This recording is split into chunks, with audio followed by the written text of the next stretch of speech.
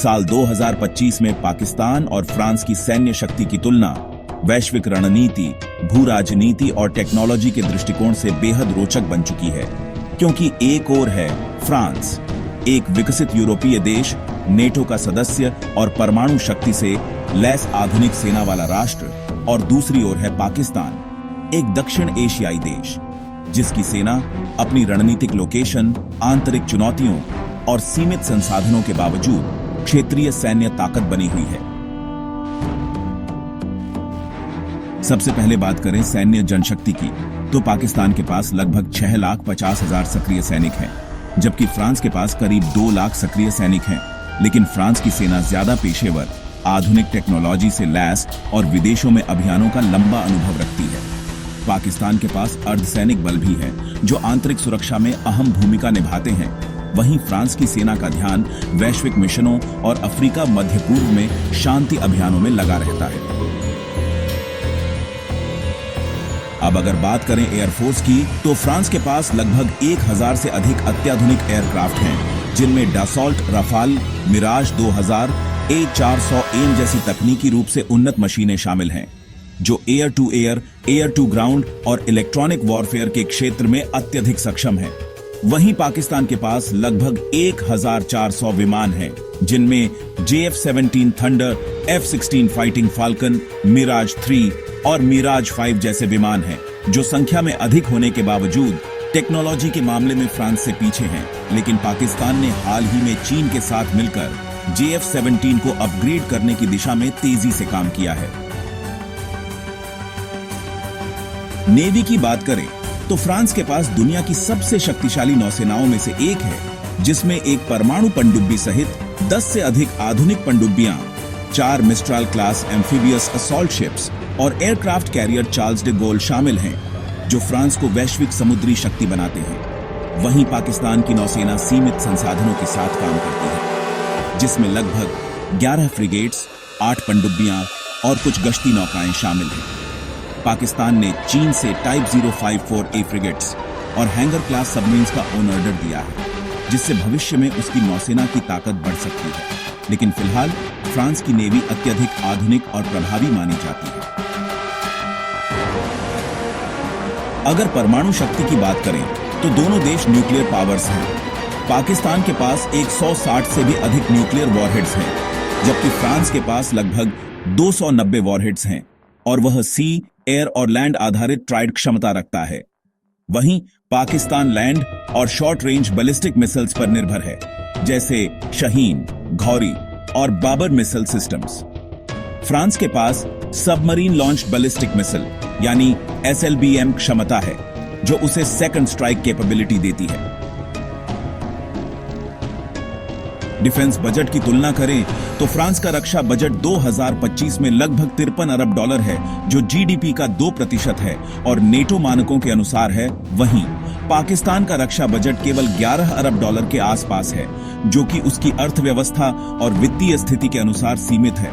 लेकिन पाकिस्तान अपने सीमित बजट का एक बड़ा हिस्सा सेना को देता है, जो उसकी रणनीतिक प्राथमिकताओं को दर्शाता है।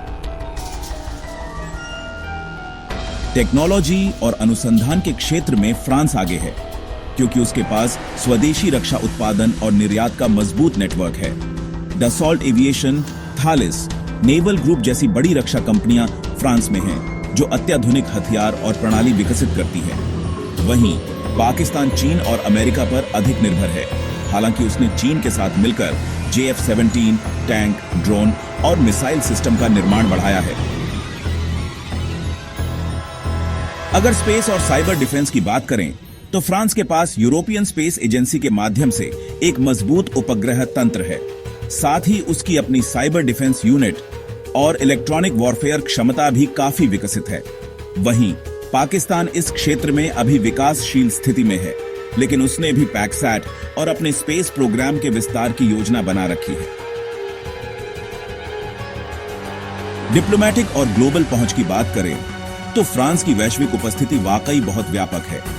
अफ्रीका, मध्य पूर्व, एशिया और दक्षिण अमेरिका तक फ्रांस के सैन्य बेस और मिशन मौजूद हैं। दूसरी तरफ पाकिस्तान की सैन्य गतिविधियां ज्यादातर अपने क्षेत्र और सीमाओं तक ही सीमित रहती हैं। हालांकि पाकिस्तान चीन और मुस्लिम देशों के साथ सैन्य सहयोग को लगातार बढ़ा रहा है। अब अगर सैन्य अनुभव की बात करें तो फ्रांस ने नेटो के तहत अफगानिस्तान, माली, इराक, सीरिया और अफ्रीकी राष्ट्रों में लड़ाई लड़ी है। साथ ही संयुक्त राष्ट्र अभियानों में भी सक्रिय भागीदारी निभाई है। वहीं पाकिस्तान को कारगिल युद्ध, LOC संघर्ष और आंतरिक आतंकवाद विरोधी अभियानों का गहरा अनुभव है। तो अगर हम आखिर में निष्कर्ष निकालें तो फ्रांस की सेना तकनीकी रूप से बहुत उन्नत है, आधुनिक है, उसकी वैश्विक पहुंच है और समग्र सैन्य ताकत में पाकिस्तान से कहीं आगे है। लेकिन पाकिस्तान की सेना भी क्षेत्रीय रणनीति, परमाणु संतुलन और पारंपरिक सैन्य संतुलन बनाए रखने में पूरी तरह सक्षम है। सीमित संसाधनों के बावजूद पाकिस्तान दक्षिण एशिया में एक प्रमुख शक्ति बनी हुई है। दोनों देशों की ताकत अलग अलग नजरिए से है। फ्रांस एक वैश्विक सैन्य शक्ति है, जबकि पाकिस्तान एक क्षेत्रीय शक्ति है, जिसकी असली ताकत उसका सामरिक स्थान, न्यूक्लियर डिटरेंस और पेशेवर सेना में छुपी हुई है। इसके अलावा जब हम फ्रांस और पाकिस्तान की सैन्य ताकत की तुलना करते हैं तो हमें यह भी देखना चाहिए कि दोनों देशों की सैन्य ट्रेनिंग प्रणाली, युद्ध रणनीति और अंतर्राष्ट्रीय सैन्य गठबंधनों में भागीदारी कैसी है। फ्रांस एक ऐसा देश है जिसने द्वितीय विश्व युद्ध के बाद से ही नेटो का मजबूत सदस्य बनकर वैश्विक सैन्य स्थिरता में अहम भूमिका निभाई है। नेटो के तहत उसकी सेना को उच्च स्तर की संयुक्त युद्ध अभ्यास, टेक्नोलॉजी शेयर करना और मल्टीनेशन टास्क फोर्स में काम करने का बहुत अनुभव है। वहीं पाकिस्तान ने भी अपने सीमित संसाधनों में रहकर कई देशों के साथ सैन्य अभ्यास किए हैं, जैसे कि चीन के साथ शहीन एक्सरसाइज, तुर्की के साथ एटाटर्क ड्रिल और सऊदी अरब के साथ रक्षा सहयोग। पाकिस्तान की सैन्य ट्रेनिंग में school arms infantry command and staff college Quetta और नेशनल डिफेंस यूनिवर्सिटी जैसे प्रतिष्ठित संस्थान शामिल हैं, जो उसके अफसरों और सैनिकों को रणनीतिक और तकनीकी स्तर पर दक्ष बनाते हैं। फ्रांस की सेना, खासकर उसकी फॉरेन लीजन, दुनिया भर में मशहूर है, जिसमें विदेशी नागरिक भी शामिल होकर फ्रांस के लिए लड़ सकते हैं। यह यूनिट उच्च जोखिम वाले अभियानों में बेहद प्रभावी मानी जाती है। पाकिस्तान के पास भी SSG यानी स्पेशल सर्विसेज ग्रुप जैसी इलाइट फोर्स है, जिसे दुनिया की सबसे बेहतरीन विशेष बलों में गिना जाता है। SSG ने 1965 और 1971 के युद्धों में और हाल के आतंकवाद विरोधी अभियानों में भी बहुत महत्वपूर्ण भूमिका निभाई है।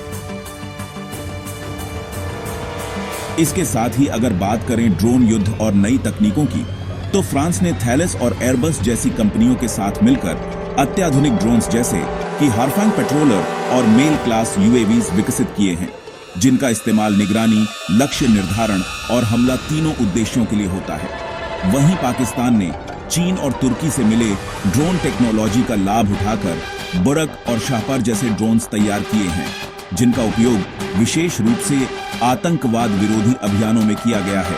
लेकिन तकनीकी क्षमताओं और स्वदेशी उत्पादन के मामले में फ्रांस अब भी आगे है, क्योंकि वह न केवल अपने लिए बल्कि अन्य देशों को भी हथियार निर्यात करता है।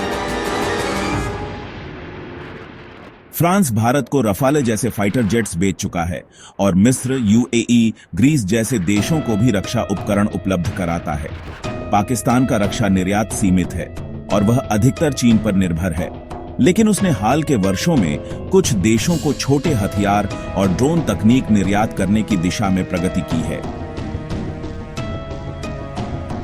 अब बात करें साइबर वॉरफेयर, AI और इलेक्ट्रॉनिक वॉरफेयर की, तो यह भविष्य का युद्ध क्षेत्र बन चुका है। फ्रांस ने इस क्षेत्र में भारी निवेश किया है और एक स्वतंत्र साइबर कमांड स्थापित किया है, जो देश की डिजिटल सीमाओं की सुरक्षा करता है।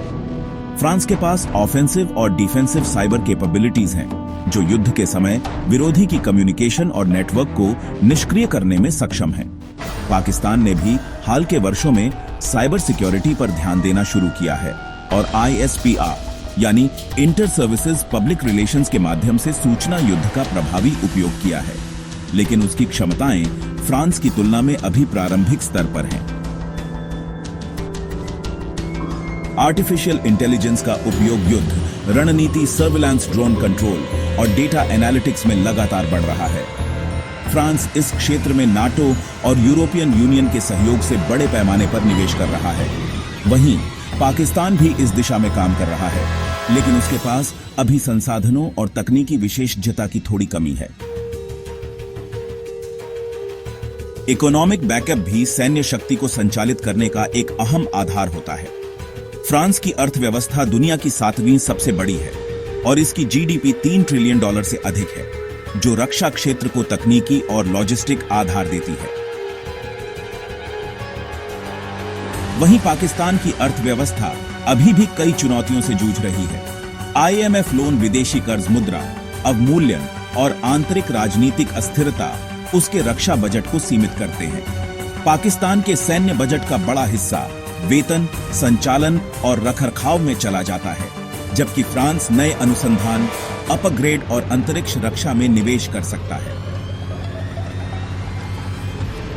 इस सब के बावजूद पाकिस्तान की सेना की सबसे बड़ी ताकत है उसका मनोबल, रणनीतिक सोच और अपने देश के लिए प्रतिबद्धता। सीमित संसाधनों के बावजूद उसने हमेशा एक मजबूत प्रतिरोध कायम किया है। फ्रांस की सेना की सबसे बड़ी ताकत है उसकी वैश्विक पहुंच, तकनीकी प्रभुत्व और सामरिक लचीलापन, जो उसे भविष्य के किसी भी युद्ध में निर्णायक बढ़त देता है। अगर आपको पाकिस्तान और फ्रांस की सैन्य शक्ति की ये गहराई से तुलना जानकारीपूर्ण लगी हो तो वीडियो को लाइक जरूर करें, अपने दोस्तों के साथ शेयर करें और ऐसे ही अंतर्राष्ट्रीय मुद्दों पर रिसर्च आधारित वीडियो के लिए चैनल नॉलेज टीवी इंडिया को सब्सक्राइब करना न भूलें। बेल आइकन दबाइए ताकि अगली बार भी जब हम कोई ऐसी जानकारी लेकर आएं, आप सबसे पहले जान सकें। धन्यवाद।